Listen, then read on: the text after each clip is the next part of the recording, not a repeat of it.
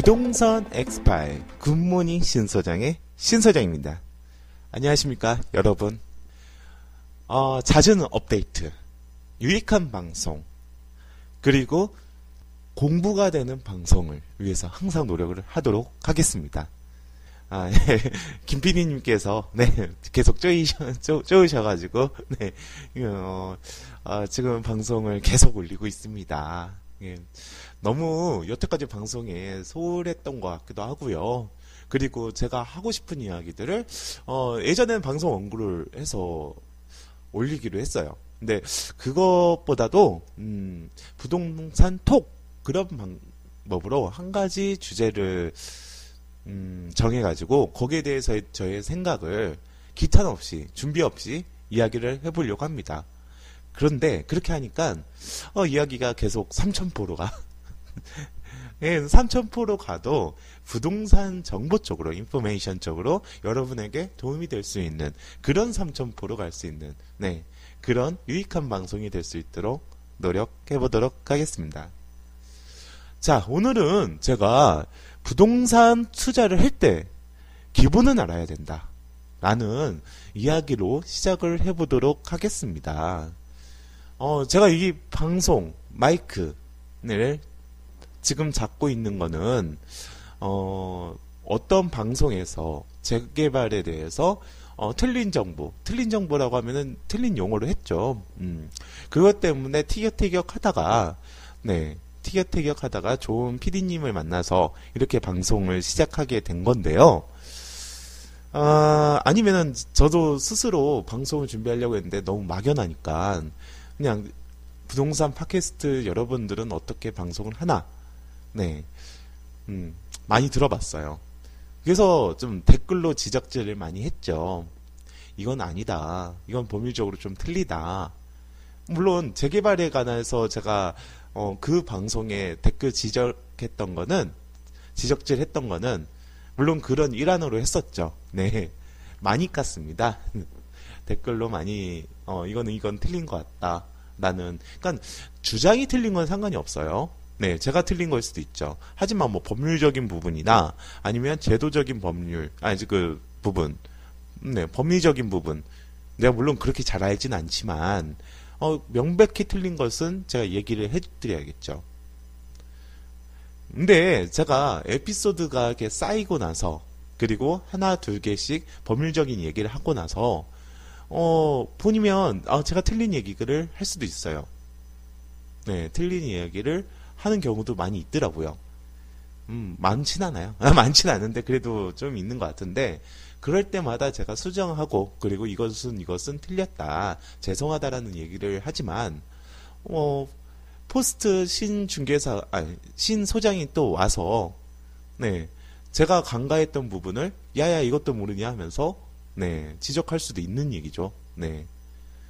그랬으면 좋겠어요. 지금 댓글창이 너무 썰렁해. 누구든 와가지고 지적질을 하고 여러분도 제가 부동산 방송을 할 때 좋아요나 후원을 절대 요구하지 않습니다. 대신에 좀 채팅창에 좀 점이라도 찍어주시거나 욕이라도 적어주세요. 욕이라도 적어주세요. 너무 채팅창이 썰렁해요. 그리고 부동산 관련 질문 그리고 상담 환영합니다. 저는 공짜로 해주고요. 돈도 받지 않습니다. 자, 제가 오늘 방송 얘기해 드릴 게 부동산 기본은 알아야 된다라고 얘기를 해드렸습니다. 그럼 재개발 얘기를 했죠. 재개발에 대해서 그분이 다른 분한테 상담을 받았다고 치면 보상 얘기했을 거고 LH 얘기했을 거고 그럴 겁니다. LH 같은 경우에서는 단어의 선택, 용어의 선택의 문제가 아니죠. 전혀 재개발 사업이라는 그 본질적인 알고리즘을 모르기 때문에 LH라는 단어가 나오는 겁니다. 물론 LH가 개입은 될 수가 있어요. LH가 개입은 될 수 있는데 그거는 뉴타운 지역에서 공공관리자의 자격으로 나올 수도 있고요. 그리고 가로주택 정비사업, 이거는 정비구역이 아닙니다. 정비구역이 아닙니다. 그렇기 때문에 제가 난개발이라고 얘기를 하는 거예요. 네, 정비구역으로 지정을 해놓는 게 아닙니다. 뭐 도시관리계획으로 인해서 그 절차로 지정해놓은 게 아니에요.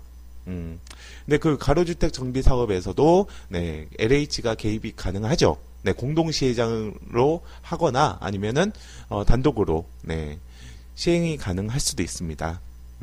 여하튼 뭐 재개발하고는 그 LH는 전혀 다른 네, 사업에 본질적으로 틀리다라는 걸 얘기를 드리고 싶고요. 제가 예전에 한번 상담을 받아본 게 있어요. 실질적인 상담 부분인데 건물 투자 네, 타당성 검토건이었습니다. 네, 토지는 공동 지분 등기를 한 상태였고요. 우선 건물이 무허가 건물이었습니다. 재개발 지역이라고 했죠. 그쪽에서 이 지역이 재개발을 하는데 자기가 그 무허가 건물을 하나 가지고 있다. 투자를 했다고 했습니다. 분명 그때 2억 3천인가요? 그때 그 돈으로 투자를 했다고 하는데 이게 제가 특별 분양 자격, 그때는 입주권이라고 했는데 입주권은 틀린 그 단어고요. 정확한 거는 특별 분양 자격입니다. 네, 특별 분양 자격을 받을 수가 있느냐라는 질문을 받았었습니다. 저는 그때 이게 무허가 건물이 우선적으로 신발생 물건인지, 네, 신발생 무허가 건물인지, 그리고 그 기존에 있었던 무허가 건물인지, 그게 아마 80년도 초일 거예요. 그 기준점이. 그때부터 무허가 건물에 양성화 기간을 가졌거든요. 몇 년에 한 번씩 그 무허가 건물에 대해서 양성화 기간을 가집니다. 그때 신고를 하시면 네, 무허가 건물도 네, 그 특별하지 않은 이상은 네, 그 유허가 건물이 되는데 소위 말해서 그때 이후에 그 무허가 건물은 깨심죄가 걸려가지고 이 특별 분양 자격은 안 됩니다. 안 되는데 그 전에는 무허가 건물 상당히 많았죠. 우리가 예를 들면 인천의 지역 같은 경우에서는 많이 상경을 했죠. 네. 그리고 남국 지역도 마찬가지고 지금 하두가 되어 있는 네, 구룡마을도 마찬가지입니다. 그냥 집을 짓는 거예요. 청계천, 예전 청계천도 마찬가지겠죠. 네, 구유지나 아니면 시유지, 국공유지에 네, 집을 짓는 겁니다. 그래서 80년대 초반 이전에 만들어진 게 확정이 돼 있다. 그러니까 증명이 돼 있다. 여러 가지 방법이 있겠죠. 무허가 건물 대장, 대도시권에는 그런 게 있으니까 네, 그걸로 인정을 받을 수가 있겠고요. 한번 뭐 그 건물에 대해서 재산세를 뭐 냈던 부분이 있다던가 아니면은 항공 측량 사진, 네, 그러니까 비행기를 타고 네, 차차차차 찍는 게 있어요. 땅을, 네, 그 우리가 그 네이버 네, 스카이뷰 같은 거, 예, 그거랑은 좀 이렇게 고도도 틀리긴 한데, 네, 그거처럼 그때 당시에 그 건물이 찍혔으면, 네, 존재하는 거죠. 네, 그런 부분으로 증명이 됐을 경우에서는, 네, 무허가 건물도 네, 특별 분양 자격이 된다. 하지만 이게 그 지분이라고 했습니다. 네, 지분이라고 했는데 그렇기 때문에 그 감정평가 부분이나 아니면 조금 부분에서 약간의 문제는 될 수도 있다라는 식으로 얘기를 드렸습니다. 근데 전반적으로는 가능했죠. 근데 그분께서 이런 얘기를 하는 거예요. 거기가 제2종 지구단위 계획으로 네, 잡혀 있다.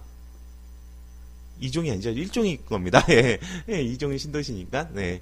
지구단위 계획으로 잡혀 있다고 합니다.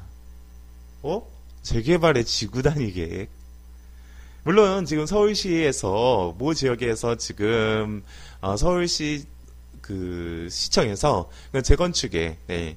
여기는, 지구단위 계획으로, 네, 자기가 설정을 하겠다 하면서, 재건축을, 네, 합법적으로, 네, 행정적인 요인으로, 늦춰놨습니다. 막아놨다고 봐도 무방하죠. 네, 그런 부분이 있지만 아니 어떻게 재개발 지역에 지구단위 계획이라는 게 있을까라는 있을 수도 있어요. 제가 전부 다 아는 건 아니지만 근데 그 통상적으로는 없거든요. 그래서 제가 한번 살펴봤죠.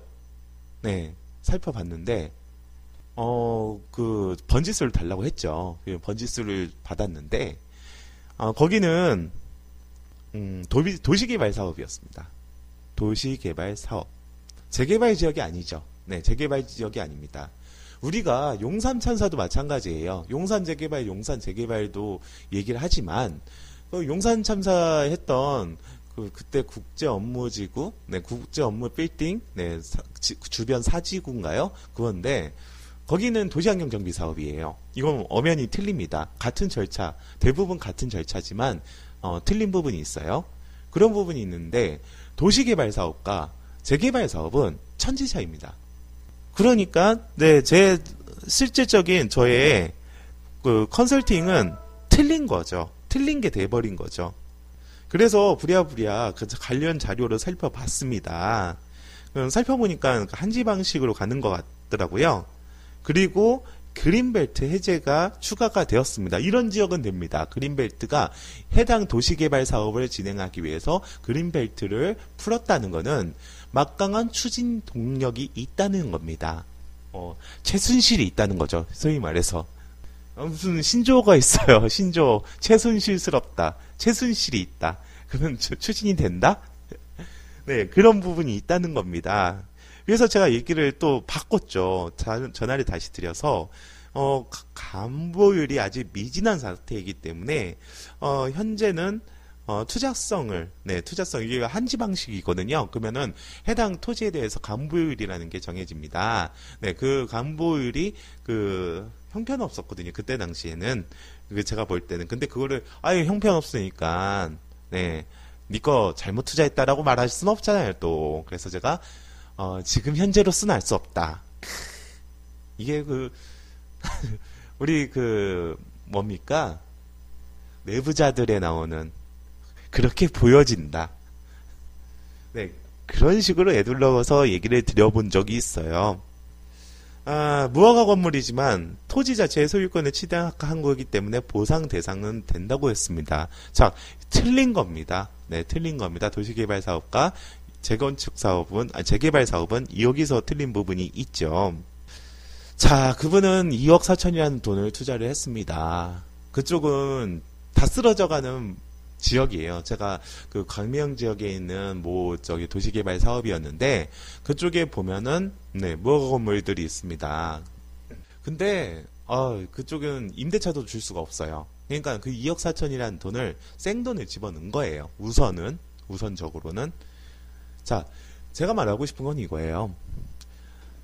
이게 내가 진행하는 사업이 네, 어느 사업인지 그리고 내가 투자하는 게 특별 분양 자격이나 공영개발일 경우에서는 입주권 같은 경우 있잖아요.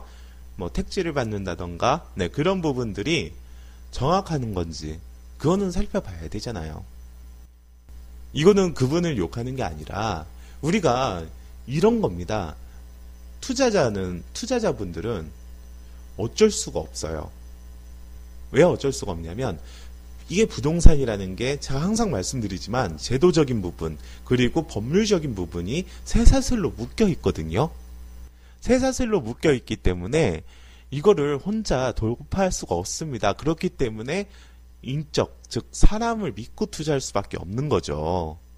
아니 제가 지금 팟캐스트를 하시는 여러분들 보면 되게 깜짝 놀랄 부분도 있어요.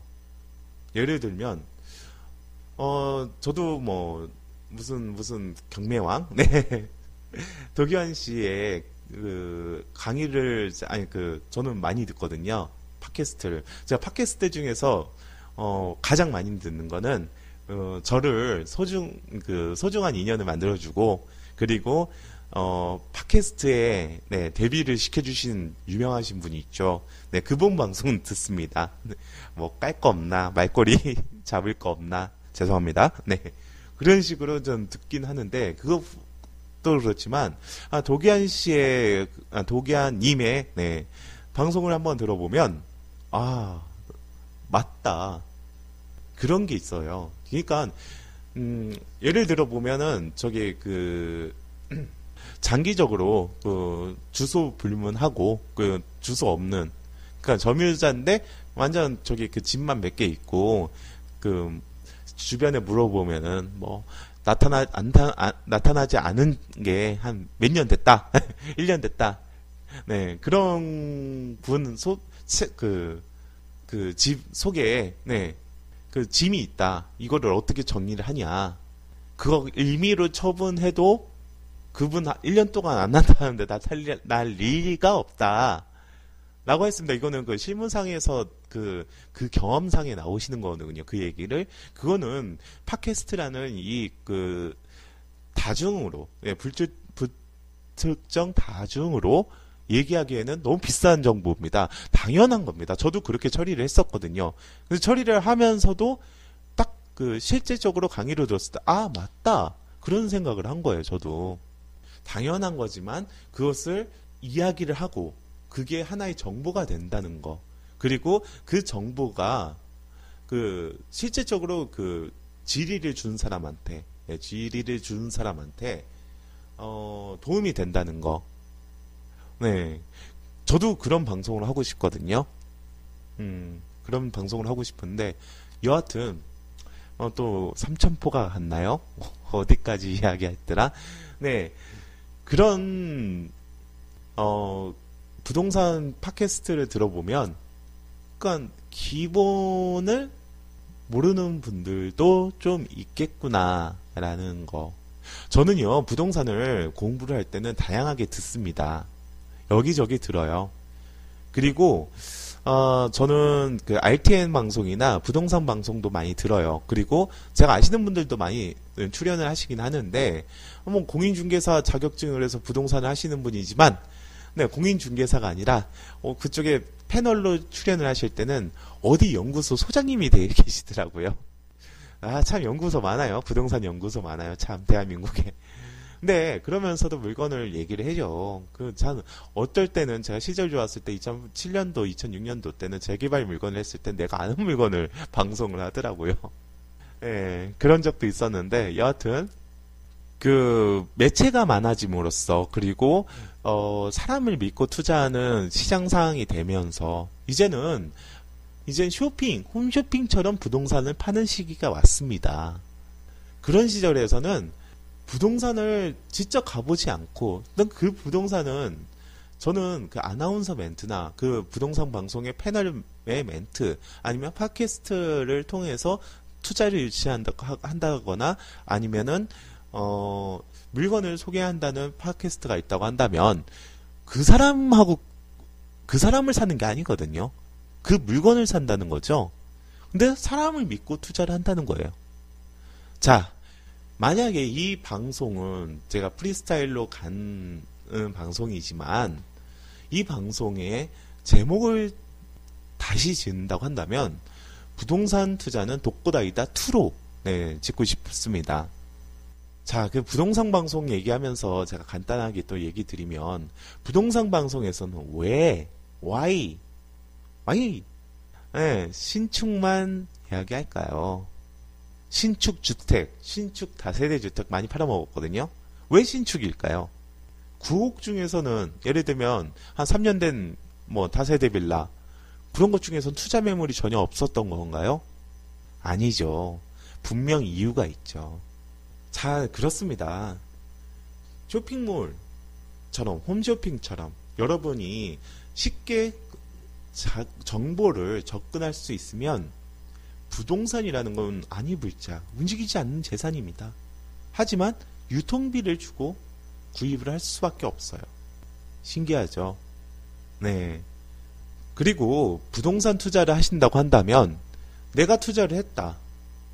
그 지역에 그리고 그 분야에 그럼 최소한 어느 개발로 진행이 되는지 나의 리스크는 무엇인지 그것은 숙지하고 접근을 하셔야 됩니다. 부동산 중개업자는요, 그 현지 부동산 중개업자는요, 그게 항상, 현직에서 계속 들어오고 법률적인 부분, 그리고 누가 피해를 봤다더라, 그런 것들 항상 들어왔기 때문에, 그냥 몸에 배어 있어요. 하지만 여러분은 몸에 배어 있지 않잖아요. 예를 들면 이주자 택지를 구입을 했다. 어떻게 수익 모델을 내릴지, 그리고 어떻게 전매 부분을 생각을 할지, 그런 부분들. 그리고 공영개발에서 무슨 딱지를 하나 구입을 했다. 네, 그럴 경우에서는 이 딱지가 물딱지인지 소위 말해서 그런 부분들 그것을 정해놓고 가야 됩니다. 여러분 2억이요. 2억 4천이요. 그거 모으기 힘든 돈입니다. 여러분 특히 그분도 나이가 좀 있으신 분이었는데 우리가 이희진 씨인가요? 지금 그 법정 공방을 하고 계시잖아요. 그 주가 예를 들어 보면 장애 주식을 좀 비싸게 팔아먹었다라는 혐의로 지금 들어갔는데 그쪽에서 속았던 사람, 그러니까 그쪽에 투자한 사람이 40대하고 50대가 그렇게 많았다고 합니다. 자, 그분들은 그 돈을 어떻게 자산을 이룩했을까요? 시절 좋았던 시절, 고도성장기에 있었던 베이브 붐 시절이라고 하더라도 힘들게 모았던 돈입니다. 오늘의 방송은 자, 부동산 기본은 알고 투자를 해야 된다라는 요약으로 방송을 끝마치도록 하겠습니다. 부동산 엑스파일 굿모닝 신소장의 신소장이었습니다. 감사합니다.